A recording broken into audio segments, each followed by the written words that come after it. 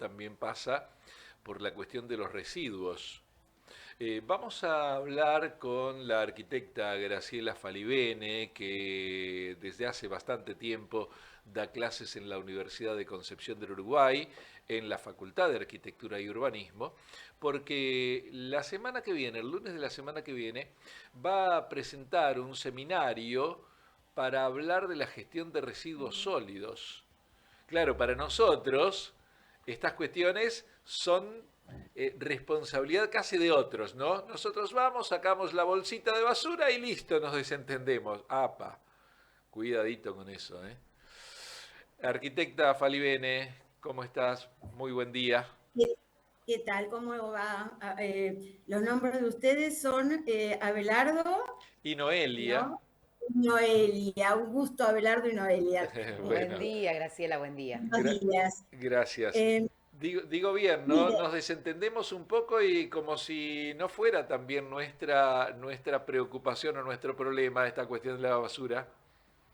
yo creo que los residuos sólidos urbanos son como cualquier servicio de flujo continuo, responsabilidad de todos, ¿no? Y más los residuos, porque nosotros somos originantes en cada una de nuestras casas, ¿no? Y esto de desentenderse es algo que es lo que vamos a tratar de revisar y cuestionar con los casos que vamos a ver en el seminario. Eh, Hay un caso extremo que a mí me encanta por lo extremo, que es el del municipio japonés de Kamikatsu, ¿sí? Es un caso interesantísimo porque es un municipio de menos de 2.000 habitantes que clasifica en 45 fracciones los residuos. Ah, Es un caso 45 40. tachos extremo. debe tener entonces. Así que, pero, Claro, 45. No en tachos, sino que, bueno, en bolsitas, porque a veces son pequeñas cosas, Sí. pero la historia es muy interesante de este caso porque en Japón en general la basura se quema con todos los problemas de lo que significa la quema, con digamos la limpieza de los gases. O sea, por un lado se quema por el escaso territorio, pero por otro lado se tiene un control estricto de los gases y al tener control estricto de los gases, este pequeño municipio le clausuraron su quemador, le clausuraron el elemento con el cual quemaba. Y como es tan pequeño, no podía pagar el transporte, porque es un lugar muy aislado, montañoso, en una isla. Bueno, entonces el municipio, después de esto, esta es la importancia de comprometerse con el problema, creó una organización sin fines de lucro que se llamaba Zero Waste Academy. Fue el primer municipio en el año 2003 que declaró basura cero. Y entonces esta organización, Zero Waste Academy, se ocupó de instruir a los vecinos. Además, el municipio le financió a cada vecino un compostador, ¿no?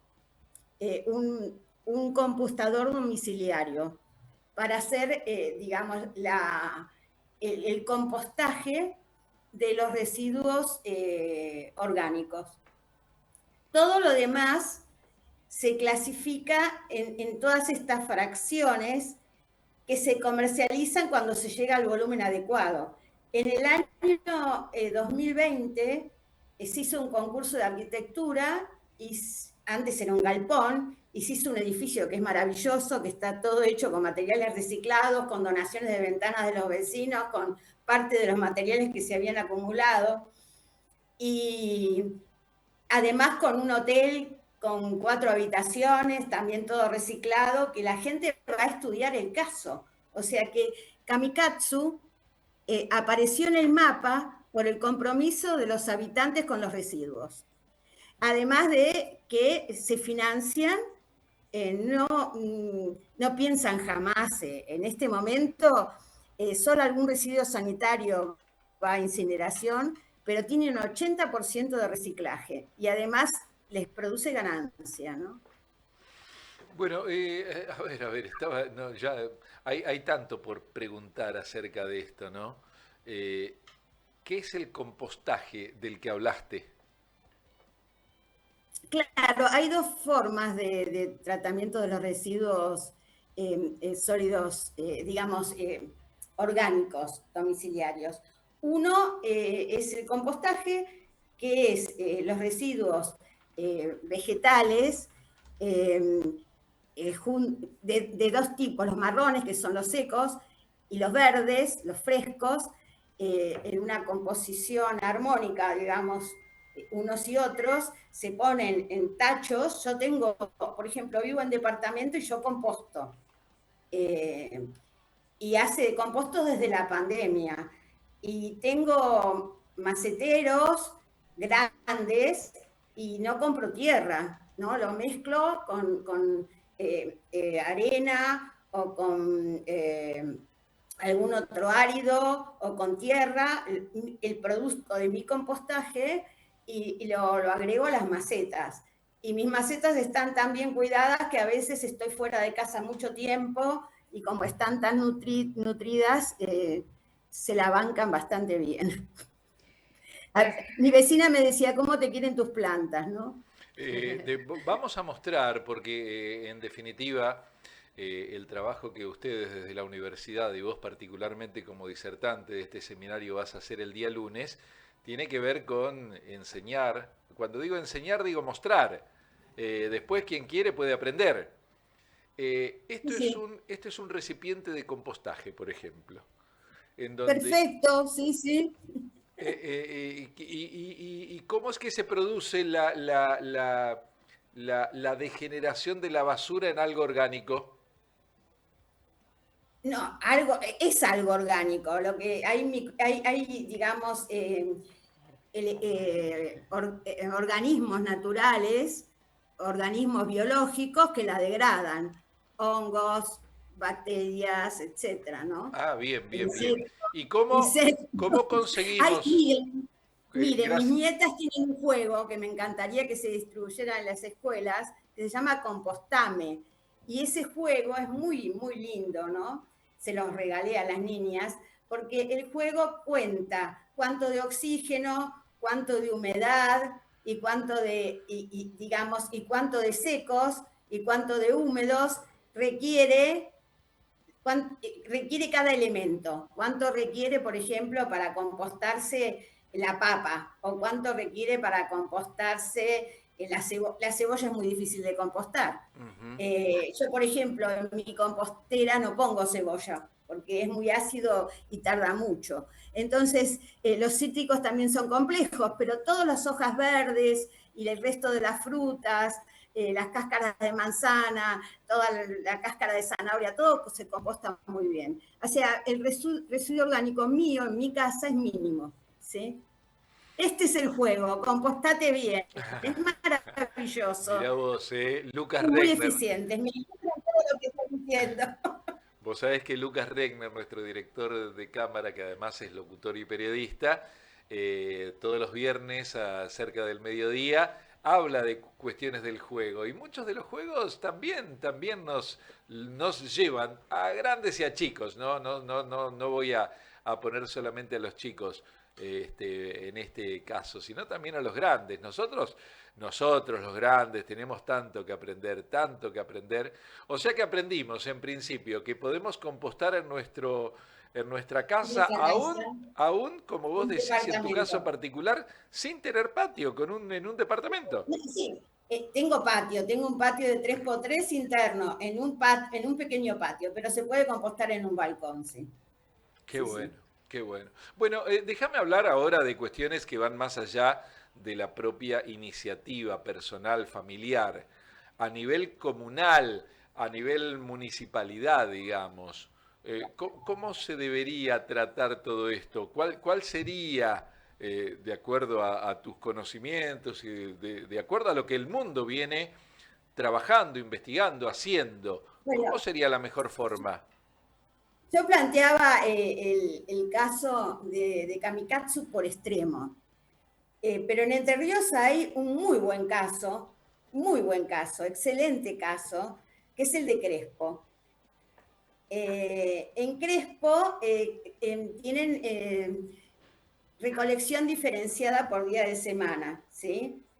Entonces se recolectan, digamos, aquello que es reciclable unos días por semana y los orgánicos en una bolsa de un color, ¿sí? Y los sanitarios en otra bolsa de otro color otros días, ¿sí? Ellos recolectan en 3 fracciones, no son las 42, pero son 3, ¿sí? Y tienen una planta de clasificación y lo maravilloso es que han hecho un convenio con el CEBE CONICET de Córdoba, el Centro de Vivienda Económica de Córdoba, que desarrolló y patentó y generó la maquinaria y la patente, ¿no? Para fabricar ladrillos de PET, ladrillos hechos en un gran porcentaje con material de botellas de plástico. Y en este momento la planta está en producción, ya se produjeron viviendas y ahora se está haciendo una escuela con los ladrillos de PET producidos, que empezaron esos ladrillos de PET en vecinos que clasificaron bien, ¿no? Bien, Graciela, también escuchándola atentamente de cómo se están reutilizando también un montón de materiales. También en la Argentina, al menos lo que uno por ahí puede ver en las redes sociales, ¿no? Cómo muchas empresas también aprenden y están dándose cuenta que también es un negocio importante la basura, el reciclado, como por ejemplo el reciclado del plástico para materiales de una construcción en seco y mucho más rápida todavía, y eso es importantísimo también tener en cuenta de qué manera podemos ir mejorando día a día y podemos ir teniendo otras posibilidades, ¿no? Sí, a mí el caso realmente de Crespo lo pongo aquí en consideración, porque esto se originó en un vecino que clasificó bien, ¿no? Y que permitió que el municipio hiciera este convenio para tener la tecnología que fue desarrollada por un centro del CONICET. O sea que claramente es investigación propia. Yo creo que hay y va a viviendas sociales y escuelas, o sea que todo esto es un círculo virtuoso. Y esta es un poco la idea. Todos tenemos que estar involucrados. La separación en origen es la punta de lanza, pero también la logística, ese camión que esté en horario y ese centro de reciclaje que esté bien operado, en condiciones laborales adecuadas. Yo recuerdo, ya hace 30 años, visité Curitiba, que es uno de los casos que también vamos a trabajar, y en Curitiba visité 2 plantas de clasificación de residuos. La gente clasificaba en origen en basura y basura que no es basura. La basura era lo húmedo, pero se mezclaba con lo que no era reciclable. Y la basura que no era basura, lillo que no es lillo, era lo reciclable. Resulta que el tema, al mezclar, ellos no hacían, no separaban la fracción orgánica, y la fracción orgánica es como el 60% más del 50%, entre el 50 y el 60% de la basura que se genera. Y entonces, esto hace que los rellenos sanitarios muchas veces, por no trabajar la fracción orgánica, colapsen. Y un caso tan bueno como Curitiba, ¿no? Que ahora está tratando de que los vecinos hagan compostaje, incentiva el compostaje domiciliario, digamos, pero no hay un sistema de compostaje organizado por la ciudad, sino que aunque aquel disposición final que tenía un vertedero bien organizado, pero que bueno, colapsó con los años y ahora se tuvo que retirar a otros municipios de la periferia. Y ese es el problema, se va sacando el municipio para otro. Y el tema es reducir, porque el relleno sanitario el relleno sanitario se acumula y llega un momento que colapsa. Afortunadamente, lo bueno de Curitiba fue que esa superficie del relleno sanitario que colapsó en 30 años se usó para poner una planta de fotovoltaica, ¿no? Arriba, en ese terreno contaminado, digamos. Pero el tema importante es reducir lo más posible. Y los orgánicos, por eso insisto, que en forma comunitaria o en forma domiciliaria, porque, por ejemplo, acá en Buenos Aires hay, para compostaje, la gran parrilla de Palermo, don Julio, puso en la esquina de la parrilla una compostera para educar a los vecinos, junto que hay una huerta, pero son como temas piloto, Claro. no son sistemas. En Milán, por ejemplo, que es bastante interesante, la última vez que estuve, hace 2 años en Milán, dije, ¿qué pasó? No hay más contenedores, no hay más contenedores en la calle en Milán. No, cada persona es responsable de su basura y se clasifica el orgánico y se procesa el orgánico. Se procesa para 2 fines, o se composta o se hace biogás, ¿no? Y ese orgánico que se procesa, cada persona lo saca el día hay recolección diferenciada y cada familia, cada persona, puerta a puerta, saca su carrito, digamos, es un tacho grande, no tan grande como un contenedor, ese contenedor domiciliario con ruedas, y cada uno lo saca y se lo da al recolector. Cada uno es responsable de su basura, puerta a puerta. Es la ciudad más grande que hace recolección puerta a puerta. 1,5 millones de habitantes. Y puerta a puerta. Caso internacional, ¿no? Bien, Graciela, yo creo que realmente cuando se le encuentre la beta económica a la basura va a haber muchas soluciones, ¿no? Teniendo en cuenta que hay muchos países que hasta incluso incineran la basura y con eso mismo van calentando grandes calderas para distribuir agua caliente en toda la ciudad. Y eso es más que importante, hasta incluso las mismas cañerías sirven para ir derritiendo. Estoy hablando de un pueblo muy chiquito, una ciudad muy chica, no la conozco, pero sí he escuchado relatos sobre eso, como Brescia, Italia, que hacen eso, ¿no? Y los caños de agua caliente van por la calle a la vez derritiendo en la época de nieve también, la nieve para poder ir ahorrando en todo sentido. Claro, yo estuve varias veces y visité la planta de quema de basura, una de las más importantes, pero es tan importante que es símbolo de la ciudad de Viena, se llama Spittelau. Spittelau tiene un edificio decorado por el pintor Hundertwasser y símbolo de la ciudad es la catedral gótica y las chimeneas de Spittelau, una chimenea altísima, inmensa, con un sistema muy complejo de lavado de gases, ¿no?